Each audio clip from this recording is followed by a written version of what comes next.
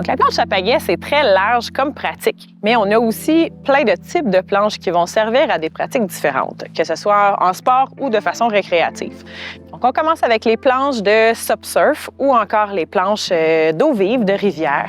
Ça va être les plus courtes qu'on va retrouver sur le marché. Donc, un petit peu plus courte sur la longueur, quand même une bonne largeur latérale. Par contre, ça va varier d'une à l'autre encore une fois, mais pas beaucoup d'épaisseur. Pourquoi plus courte? Parce qu'on veut vouloir changer de direction facilement, que ce soit pour monter dans la vague, par exemple, ou dans le rapide. On va retrouver quand même un bon rocker, une cambrure, pour pouvoir passer par-dessus les vagues. Et au niveau des rails, des corps, qui peut être quand même coupé un petit peu plus agressif, et de la queue de la planche aussi, qu'on va retrouver différentes formes possibles selon les préférences du rider. La planche all-around, c'est celle qu'on voit le plus sur le marché, c'est celle que vous allez retrouver dans les centres de location, dans les écoles aussi, parce que c'est la planche la plus stable, la plus malléable selon la pratique que vous voulez faire, mais elle n'est pas performante dans aucune pratique.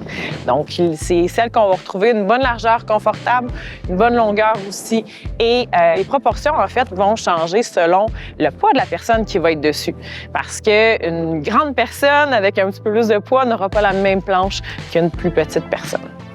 Et c'est aussi celle qu'on va utiliser pour faire du SUP-fitness, du SUP-yoga.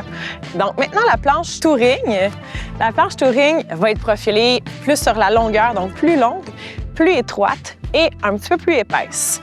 Pourquoi? Parce que sur la longueur, on va plus fendre l'eau et moins large, donc va aider aussi au niveau de la biomécanique pour pouvoir avoir son coup de pagaie, faire plus de distance et plus épais parce que plus on part longtemps en randonnée, comme en SUP camping par exemple, bien, on doit amener du matériel avec nous, donc on doit avoir une flottaison nécessaire au poids qui est sur la planche.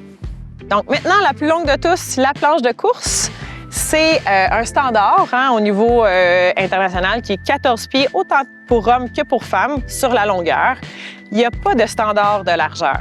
Plus la planche est étroite, plus elle va fendre l'eau, mais plus elle va être aussi instable. Donc, selon le pagayeur et la shape du pagayeur en soi, bien, il y en a que c'est aussi étroit que du 20 pouces. Et la majorité, là, on va voir du 23 ou 24 pouces à peu près là, au niveau de la largeur. Donc, c'est quand même pour vous donner une idée. L'épaisseur au niveau des types de shapes différentes vont varier selon le plan d'eau sur laquelle la course va se faire et des préférences du pagayeur et du niveau aussi du pagayeur toujours en course.